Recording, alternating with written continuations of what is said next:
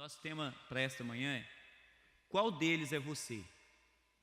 Eu gosto de usar temas assim, mas às vezes eu gosto de reverter, gosto de colocar essa coisa bem no pessoal, né? Qual deles sou eu? E enquanto eu estiver falando você pensa em mim não. Não pensa o vizinho de cadeira, pensa você.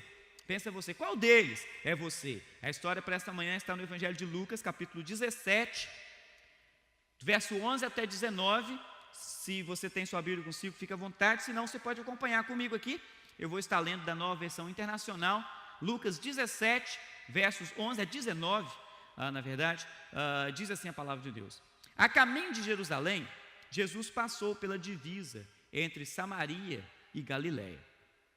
Ao entrar no povoado, 10 leprosos dirigiram-se a ele. Ficaram a certa distância e gritaram em alta voz: Jesus, Mestre, tem piedade de nós. Ao vê-los, ele disse: vão mostrar-se ao sacerdote. Enquanto eles iam, foram purificados. Um deles, quando viu que estava curado, voltou, louvando a Deus em alta voz, prostrou-se aos pés de Jesus e lhe agradeceu. Este era samaritano. Jesus perguntou: não foram purificados todos os 10? Onde estão os outros 9? Não se achou nenhum que voltasse e desse louvor a Deus, a não ser este estrangeiro. Então ele lhe disse: levante-se e vá, a sua fé o salvou. Vamos orar mais uma vez ao Senhor. Pai, louvado, bendito, engrandecido seja o teu nome, porque o Senhor é um Deus maravilhoso. O Senhor está conosco aqui, nós temos sentido a tua presença, Senhor, mas nesta hora nós queremos pedir a ti de uma forma bem especial, que o Senhor ministre aos nossos corações a tua palavra, o teu querer. Senhor, nós viemos aqui nesta manhã não por acaso, nós estamos aqui neste lugar não por acaso, mas porque o Senhor tem algo para nós. Pai, a minha petição a ti, Senhor, é que pessoalmente eu não atrapalhe a tua mensagem, mas que eu seja um vaso de bênção nas tuas mãos, que entregue, ó Pai, as tuas bênçãos sobre o teu povo, a tua palavra sobre o teu povo, que da minha boca não saia absolutamente nada diferente daquilo que é o teu querer e projeto para cada um aqui nesta manhã. O que nós oramos, Senhor, agradecidos não no nosso nome, mas no nome de Jesus, o nosso eterno Salvador. Amém. Amém. Semana de Thanksgiving, tempo de pensar em agradecimento. E o tema para essa semana pode ter absoluta certeza que em qualquer lugar que você for vai ser gratidão. E o tema de hoje não é diferente, é gratidão. Só que tem um detalhe, né? Nós estamos promovendo, na quinta-feira a gente vai ter um jantar, daí a gente está falando de agradecimento. Eu pensei, talvez eu possa usar esse tema na quinta-feira, quando a gente tiver um tempinho aqui de meditação. Mas eu não sei se falar de leproso num dia de jantar vai ser uma combinação muito boa. Talvez eu vou falar esse tema no domingo, né? Na quinta-feira eu falo de um outro assunto, né? E não seria muito adequado, eu acredito, né? Mas quem de vocês que me conhece um pouco mais de perto, eu sei que alguns conhecem bem de perto, eu tenho algumas manias, umas boas, outras não tão boas assim não. Mas uma das manias que eu tenho é que eu sou um pouco fanático por manual, gente. Eu gosto de manual. Tudo que eu vou fazer, eu olho o manual primeiro. E eu tenho algumas boas experiências, outras experiências não tão interessantes, né, com essa história de manual. E uma delas, talvez das não tão interessantes, quem imagina que vai precisar de um manual para usar aquele tipo de chaveiro que abre e fecha carro? Tem uns 3 botões ali no máximo, né? Mas você vai imaginar que você precisa de um manual para aquela situação. Mas há algum tempo atrás, uns poucos meses, aconteceu uma situação comigo. Depois de 2 anos já tendo o mesmo carro, talvez um pouquinho mais do que isso, eu me esbarrei com um detalhe. Uma bela manhã eu desci, aliás, era uma noite, eu cheguei em casa com as minhas crianças, e carrega menino, sai aqueles negócios todo para casa, e leva aquele monte de coisa que você sabe, quem tem criança acontece, mas esquecemos alguma coisa no carro, o que é normal também para quem tem criança. E desci no carro para poder buscar, mas quando eu cheguei no meu carro, os 4 vidros do carro estavam abertos, uma gretinha mais ou menos assim. E tipo assim, eu subi de volta, e que troço mais estranho, já viu crente, né? Falei com ele: isso é coisa do capiruba. Ele está querendo me zoar, né?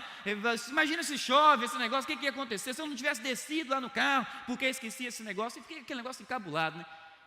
Não tem como você andar na highway e 4 vidros abertos, não é impossível. E aquele negócio me incomodou por um bom tempo, mas depois eu esqueci. Mas até um outro dia que eu desço de novo, né, com o menino abraçado e coisas aqui. Quando eu cheguei na porta do carro, que eu fui abrir, a porta do vidro desceu na minha frente. Eu falei, esse negócio, eu não sei, não. Essa história está meio errada. Não, alguma coisa tem que estar acontecendo. Aí eu descobri que no chaveiro do meu carro, se você apertar o botão de abrir a porta e segurar um pouquinho, ele abaixa os vidros do carro. O que eu não sabia. Talvez se eu tivesse olhado no manual, eu ficaria sabendo, né? Mas não imaginei que eu precisasse do manual para usar um chaveiro de carro. Mas eu gosto de manuais, gosto de manual. A Bíblia é um manual para o ser humano. Na realidade, é literalmente o manual do usuário. Você que usa a vida humana, tem um manual para a vida humana. Esse manual é a Bíblia, né? E é por causa disso que tudo que tem na Bíblia é uma visão ou direta, ou talvez uma analogia, da nossa vida humana, dos nossos relacionamentos humanos, uma analogia da igreja e outras coisas a mais. E não só é uma analogia dessas coisas, mas é também como que essas coisas se relacionam com o Criador. É o manual do proprietário, mas é o manual do fabricante também. É como que o fabricante quer que esse produto seja usado, produto chamado vida humana. Tem tudo ali para a gente. E é uma coisa assim, tão boa da gente pensar, né, que tudo aquilo que está escrito na Bíblia tem uma lição para nós. É um capítulo da nossa história, é um modelo da nossa história. Mas o que essa história de hoje tem a ver, então, com a vida humana? A pergunta do tema é: qual deles é você? E nós estamos falando de 10 leprosos. Qual deles é você? Um detalhe que vale a pena pensar também é que quando os textos bíblicos falam de lepra, e assim como o texto de hoje, não exatamente está falando de lepra como a gente conhece lepra hoje. Naquela época, na ocasião que a Bíblia foi escrita, todo quanto é tipo de doença de pele, eles chamavam de lepra, eles não tinham outro nome para dar. Aliás, se você reparar, a medicina, à medida que vai avançando, vai aparecendo doença nova. Essa doença não existia quando eu era criança, existia, só não tinha esse nome, só não sabia que tinha ainda. E à medida que vai evoluindo a ciência, vai aumentando o conhecimento, a gente vai tendo mais nomes para as coisas. E essa é mais ou menos a mesma história. Mas na história de hoje, provavelmente, esses camaradas estavam falando da lepra de verdade mesmo, um caso de verdade mesmo, pelo fato, né, de que eles optaram por manter uma certa distância de Jesus. A gente vai ver isso daqui a pouco, o que a Bíblia fala a respeito disso. Eu não sou jornalista, não sei quem de vocês são, mas no jornalismo clássico, né, o escritor faz algumas perguntas quando ele vai escrever uma história. E as perguntas, quando a gente está na escola e está fazendo redação, a gente aprende. Você tem que fazer algumas perguntas básicas para você poder escrever uma história. E as perguntas básicas normalmente são: quem, quando, onde e por quê. Você começa a escrever num texto assim, né? Quem, quando, onde e por quê. Você vai escrever um texto relativamente bom. E no estudo da palavra de Deus, algumas perguntas assim nos ajudam também, né? Nos ajudam a entender, nos ajudam a colocar uma expectativa ou uma perspectiva correta para a nossa vida e para aquele momento que a gente está experimentando. E na manhã de hoje eu espero que a gente consiga colocar uma perspectiva correta esse texto, para que faça um efeito na nossa vida, traga uma edificação para a nossa vida, amém? Amém? E talvez uma das perguntas que a gente poderia fazer é: que lição que eu posso aprender nessa história? Às vezes a gente escuta histórias da Bíblia, lê histórias da Bíblia, mas simplesmente é uma história. Fica ali, vai para, como eu gosto de dizer, para a prateleira do nosso conhecimento, mas não tem efeito nenhum na minha vida diária. Eu vou sair daqui nessa manhã e o que eu vou fazer com essa coisa? A minha expectativa é que a gente saia daqui sabendo alguma coisa, pelo menos, para fazer com essa história. Alguma aplicação para o nosso viver diário. Talvez uma outra pergunta seria: como que esse texto se relaciona com o meu dia a dia, com o meu trabalho, com a minha família, meus amigos? E uma terceira pergunta poderia ser: que diferença vai fazer na minha vida quando eu sair daqui? São coisas que a gente precisa pensar. E nós vemos a história de 10 leprosos curados. Quantos leprosos voltaram? Eu não consigo falar desse texto e não fazer essa brincadeira, gente. Nenhum, todos eles foram curados. Só uma pessoa voltou, mas ele não estava leproso mais. Essa é uma brincadeira. Pensamento para nós nessa manhã. Peguei vocês, né? Primeira coisa para a gente: todos eles precisavam. É uma lição para a gente. Todos eles precisavam. Eu não sei como é que as notícias se espalhavam naquela época. Hoje espalha via Facebook, via Twitter. O nosso presidente eleito é fã do Twitter, né? Ele espalha notícia boa e ruim via Twitter. Isso é uma coisa boa para poder usar, entre aspas. Espalha má notícia também, espalha notícia falsa. Eu não sei como que a notícia se espalhava naquela época. Na nossa, hoje a gente sabe. Mas o fato é que, de alguma forma, aqueles homens ficaram sabendo a respeito de Jesus. E não ficaram só sabendo a respeito de Jesus, mas como ficaram sabendo que Jesus os podia curar. No contexto da Bíblia, naquela ocasião, e quando a gente lê a Bíblia, então a gente lê olhando naquela ocasião, lepra era uma figura do pecado. Continua sendo na Bíblia uma figura do pecado. Por causa de quê? Por algumas razões. Uma delas é que é incurável com recursos humanos. Naquela época, hoje não. E recursos humanos não curavam lepra, só milagre curavam lepra. Por isso que é uma analogia, uma figura do pecado. Só um milagre, só Deus que opera milagres, que pode curar. Outra coisa, mais profundo do que a superfície da pele. Não ficava só no alto da pele. Deteriorava partes do corpo, organismo. Normalmente as pessoas eram colocadas para fora da cidade, porque não só o cheiro não era agradável, como era contagioso também. Então quem é que vai querer ficar perto de alguém assim? O livro de Levíticos dá uma ideia geral de como é que você trata alguém que está infectado com lepra. As roupas você não pode tocar. Se o sacerdote encostar nas roupas de alguém com lepra, ele tem que se lavar, tem que fazer todo um ritual de purificação, e aquelas roupas são queimadas, fora da cidade. A pessoa tem que ficar num arraial fora da cidade. Todo um contexto, isolamento, espalha. Pecado é desse jeito, exatamente desse jeito, né? E obviamente a consequência disso é uma separação da sociedade. Mas necessidade é uma coisa assim curiosa, né? Eles estavam precisando, eles tinham uma necessidade. Mas necessidade é curiosa, sabe por causa de quê? Porque nem sempre as pessoas que estão precisando sabem disso. Nem sempre quem está precisando sabe disso. Por algumas razões, talvez você não conheça. Eu tive algumas experiências assim que eu mudei aqui para a América. Eu descobri que eu tinha necessidade de um tanto de coisa, aquelas necessidades que você quer, né? Você quer usar.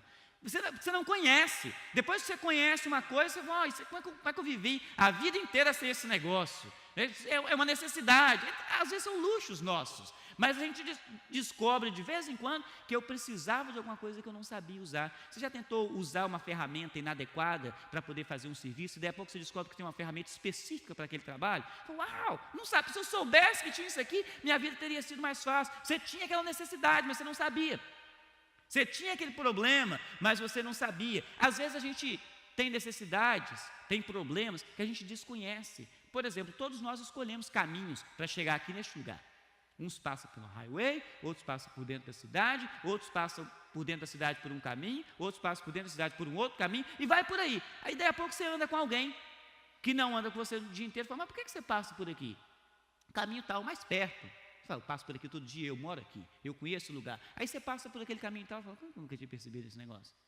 Por que eu não tinha imaginado que esse negócio aqui era diferente? E eu não sabia daquilo, mas eu precisava descobrir uma coisa melhor. Existia uma coisa melhor e eu desconhecia. Pessoas que estão doentes. Ontem eu fui no encontro com alguns pastores e minha carteira desapareceu. E na realidade já estava dentro da minha mochila, estava num lugar diferente de onde eu tinha imaginado que estava. Mas enquanto eu estava procurando, procurava daqui, procurava de lá, aí um dos pastores falou comigo, uma coisa boa, que pelo menos você não está com Alzheimer. Eu falei, por causa de quê? Ele falou, porque você sabe que você esqueceu, que o problema do Alzheimer é que a pessoa esquece uma coisa e ele não faz a mínima ideia, ele não sabe que aquilo está acontecendo, ele está com um problema, mas ele não sabe que aquilo está acontecendo. Combinação da roupa que a gente veste, né? Às vezes a gente veste a roupa, homem acontece muito disso, você veste a roupa, está todo empolgado, aí quando você chega na beira da esposa, aí fala, onde você vai com essa marmota toda, né? Onde você está indo desse jeito, né? Troca esse negócio, essa camisa não combina com esse sapato, né? Você está com um sapato preto e um cinto marrom, não dá certo, muda, mas você estava tão bem, eu estava achando que estava tão legal, estava tudo maravilhoso, né? E as coisas vão mais ou menos por assim. As palavras que a gente usa numa língua que a gente não é nativo daquela língua, todo mundo já passou por aquela experiência. Você está aprendendo uma língua nova, e a maioria esmagadora de nós aqui já tivemos que aprender uma língua nova, e de repente um dia você aprende uma palavra, eu nunca escutei essa palavra, no dia seguinte você escuta ela de novo, no terceiro dia você escuta ela de novo, fala, mas todo dia tu escuta essa palavra, mas eu nunca tinha escutado antes. Você não sabia, você não conhecia, agora você conhece, você percebe que aquela coisa ali existe. Necessidade de Jesus Cristo é desse jeito. As pessoas têm, mas não necessariamente percebem que tem uma necessidade, não necessariamente sabem que tem uma necessidade. Aqueles homens precisavam de Jesus, só que eles têm um detalhe, eles sabiam que eles precisavam de Jesus, eles descobriram que Jesus estava por ali, eles sabiam que ele estava entrando na cidade, e eles clamam a ele. Sabe por causa de quê? Isso é interessante para nós. A Bíblia não conta sequer uma história, nenhuma, nenhuma história de pessoas indo apresentar diante do sacerdote porque ele foi curado ou porque ela foi curada. A Bíblia conta algumas histórias de pessoas curadas de lepra, isso até chegar a Jesus, é claro, né? No Velho Testamento e no Novo Testamento, antes de Jesus, não tem nenhuma história dessa. A Bíblia conta algumas histórias. A irmã de Moisés foi curada de lepra, mas não era na ocasião que já estava vigente as recomendações de Deus. Um tal de Naamã foi curado de lepra, mas ele não era judeu, então ele não tinha obrigação de se apresentar ao sacerdote. Depois disso, não tem absolutamente nenhuma história sequer, só quando chega Jesus.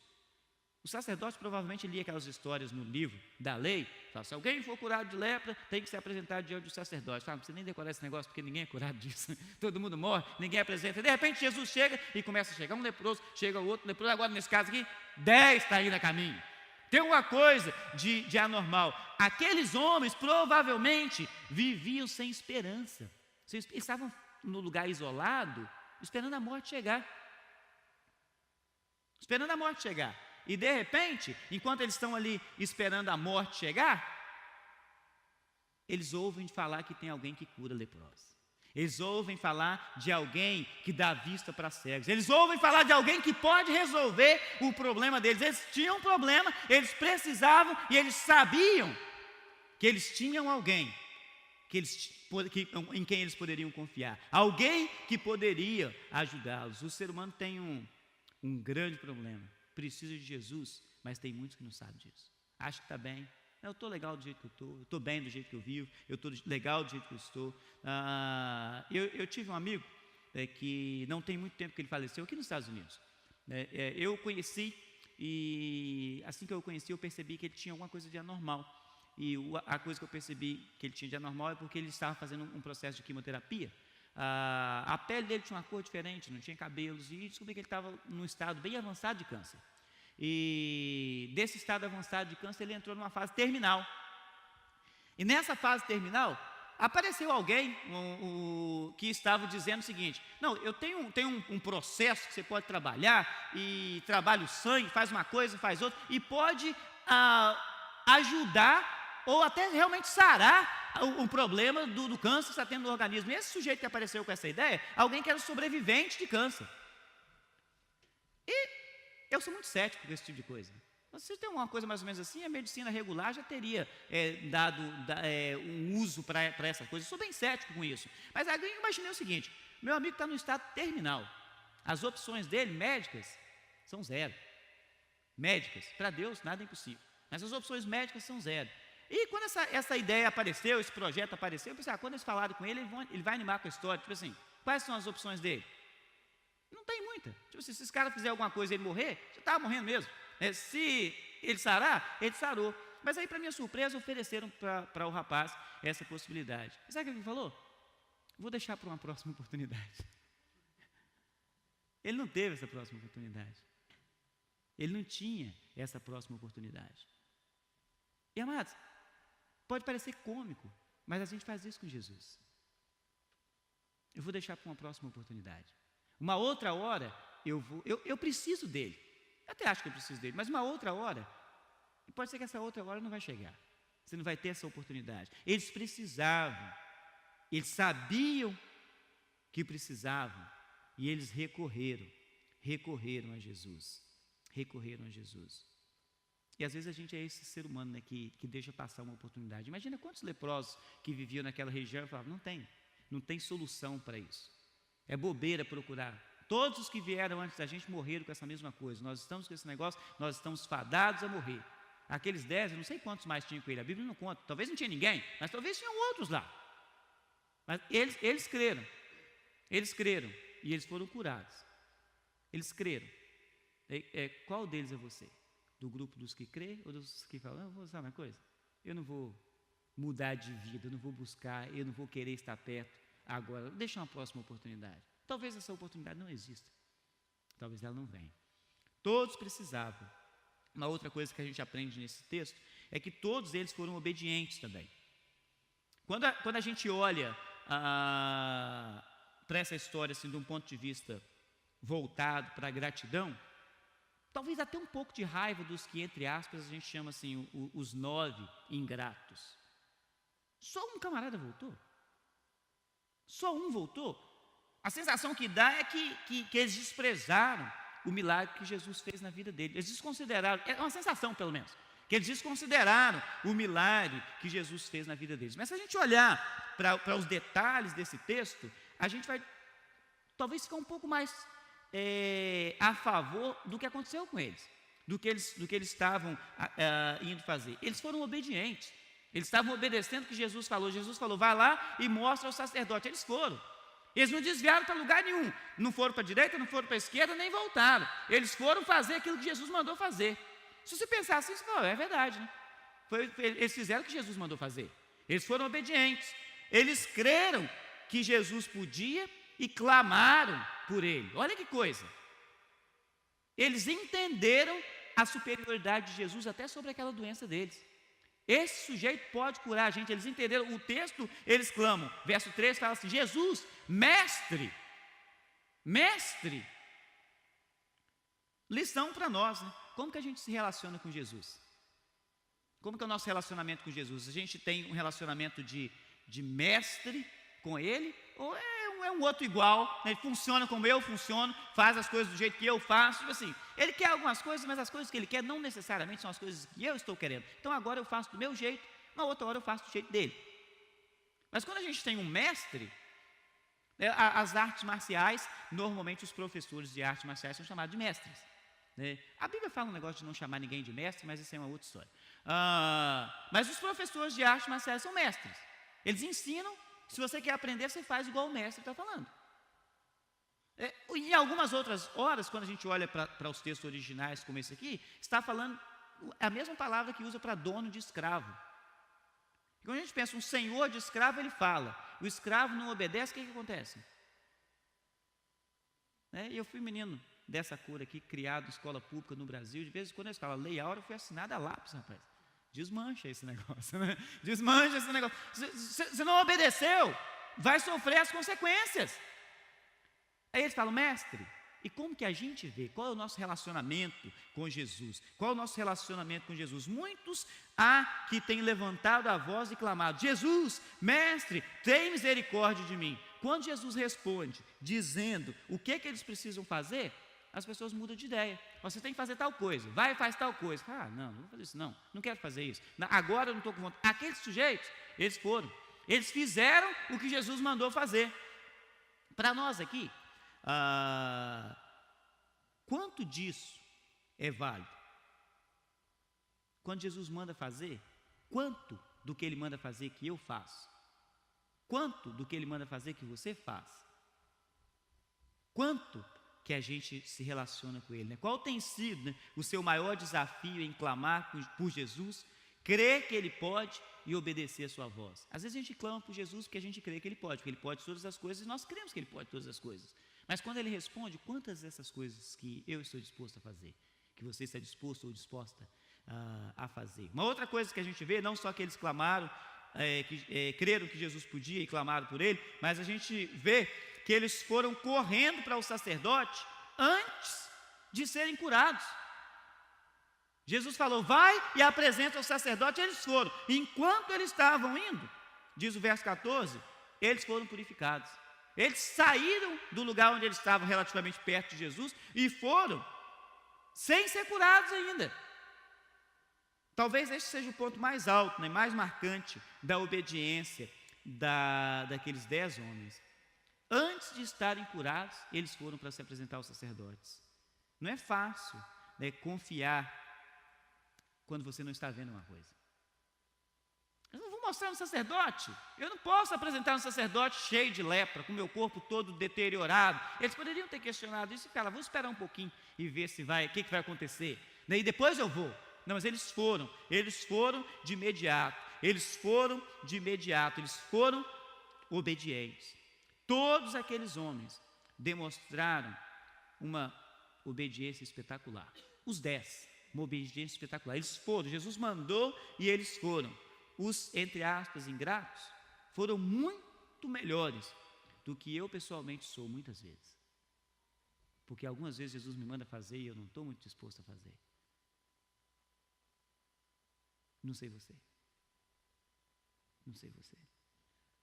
O grande problema deles embora eles tenham sido todos obedientes, nem todos se voltaram para Jesus.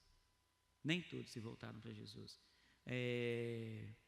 Há alguma coisa na sua vida que Deus tem te mandado fazer, mas que você ainda está desobediente?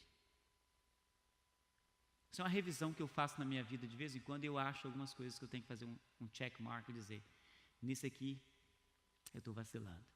Ele está me mandando fazer, mas eu não estou indo fazer. Às vezes eu estou esperando para poder ir. Mas nesses 10 homens, incluindo os ingratos, que a gente chama de ingratos, eles foram obedientes. Eles foram. Nem todos se voltaram. E esse era o grande problema deles. E a última coisa que a gente tem para essa manhã fala justamente sobre isso. Só um voltou. É fácil demais desconsiderar a ação de Deus na vida humana. É facinho, facinho. Com pouquíssimas coisas a gente desconsidera a ação de Deus na vida humana. É fácil ser ingrato e não voltar para agradecer. Depende da perspectiva. Como a gente olha para as coisas. Por exemplo, um tremendo erro que muita gente comete é imaginar que para poder receber um milagre físico, um milagre no seu corpo físico, no seu dia a dia, um milagre físico, que alguma pessoa que vai receber esse milagre precisa crer em Deus. Às vezes a gente acha isso, que para alguém receber um milagre, a pessoa tem que crer em Deus. Mas como que alguém não crê em Deus e vai receber o milagre dele? Pessoas que não creem recebem milagres físicos. Pessoas que não creem recebem milagres físicos todos os dias, em todo quanto é lugar. Você já parou para pensar nisso? Que gente que não crê em Deus, não crê em Deus. Tem gente que nem crê que Deus existe e recebe milagre todo dia. Se uma pessoa estiver viva, isso é um milagre de Deus. Ele pode crer ou não, é um milagre de Deus. E às vezes a gente não para pensar isso, que aquilo é um milagre de Deus. Mas isso é uma coisa natural. Tira Deus dali e vê se não morre. Tira Deus dali e vê se não morre. A vida é um milagre. Isso nos faz abrir os olhos para um detalhe importantíssimo. A fé que cura não é a mesma fé que salva. A fé que cura não é a fé que salva. Tem muita gente sendo curada, muita gente saindo de doenças físicas mesmo, mas não tem neles a fé que salva. A obediência externa, às vezes até sacrificial, pode ser somente uma religiosidade. Somente uma religiosidade. Tem gente recebendo milagre de Deus, mas não recebendo salvação. Alguém para ser salvo precisa voltar-se para Jesus. Alguém para ser salvo tem que voltar para Jesus. Aqueles 10 homens foram curados, mas só um deles escutou de Jesus. A sua fé te salvou, porque ele se voltou para Jesus. Ele esteve com Jesus, esteve perto de Jesus. De fato, ele chegou não só a uma distância razoável, como o texto diz para a gente, eles ficaram a uma certa distância de Jesus. Ele chegou perto de Jesus, ele se ajoelhou aos pés de Jesus. Para ser salvo, alguém precisa cair de joelho aos pés de Jesus. Não adianta ficar só de uma certa distância e ir, e fui curado, maravilha. Tem muita gente sendo enganada com isso. Tem muita gente talvez não percebendo isso, que para ser salvo precisa ter um relacionamento perto com Jesus, precisa entender que não é digno, que de fato é alguém indigno. O texto destaca bem que aquele homem que foi curado e voltou para estar com Jesus, ele era samaritano. Em outros textos da palavra de Deus, tipo João capítulo 4, a gente descobre que os judeus e os samaritanos eles não se davam muito bem. O judeu naquela época, hoje não é muito diferente, mas naquela época talvez fosse mais do que hoje, bem separatista. Se não é puro sangue, não é nosso. Os samaritanos eram meio misturados, uma história mais complicada, mas não eram puros, eles não tinham relacionamento de amizade, eles não tinham relacionamento religioso, eles não tinham absolutamente nada, né? E Jesus destaca isso para o povo que estava ali, né? E é tão curioso, você olha o texto, Jesus não conversou com aquele homem, ele conversou com a multidão que estava em volta. Ei, não foram 10, né? Cadê os outros, né? Só esse aqui voltou, né? Se ele estivesse conversando com aquele homem, falou, foram 10 que foram curados, só você voltou. Ele falou, só esse voltou. Ele não estava conversando com aquele homem, ele estava conversando com a multidão, porque muitos da multidão não se voltam para Jesus. A gente vive hoje um cristianismo que Jesus tem pouca participação. A gente vive um cristianismo com pouca participação de Jesus. Pouca participação de Jesus, e nós precisamos nos voltar para Jesus. Voltar para Jesus. Voltar para Jesus. Voltar para Jesus é a atitude que Deus espera de nós todos os dias. Relacionamento com Deus é mais do que participar de cultos, né? Isso foi falado aqui hoje nessa manhã. Relacionamento com Deus é mais do que participar de cultos. Relacionamento com Deus é um estilo de vida. É um estilo de vida. É aquilo que a gente faz no nosso dia a dia. É o meu estilo, precisa ser o meu estilo de vida. Todos os dias nós precisamos entender que nós temos uma necessidade que só Jesus pode suprir. Só Jesus pode suprir. Todos nós temos necessidade que só Jesus pode suprir. A vida humana vai além das coisas que nós fazemos no ambiente material, no ambiente palpável. Existe um relacionamento espiritual com Deus. E só Deus pode suprir a necessidade humana. Precisamos viver uma vida de obediência, não um momento de obediência. Aqueles vamos viver um momento de obediência, mas a gente precisa viver uma vida de obediência a Deus. Isso é estar num ajuntamento como o ajuntamento de hoje, num ajuntamento congregacional, é um mandamento bíblico. Mas isso não é tudo. O que a gente faz de segunda-feira a sábado? Como é o meu relacionamento com Deus? Nós precisamos nos voltar para Jesus, assim como aquele homem, em louvor e adoração, todos os dias. Só um voltou. Qual deles é você? Espero que Deus tenha falado no seu coração essa manhã. E que nós saiamos aqui refletindo um pouco mais a respeito da nossa vida e do nosso relacionamento com Deus. Amém?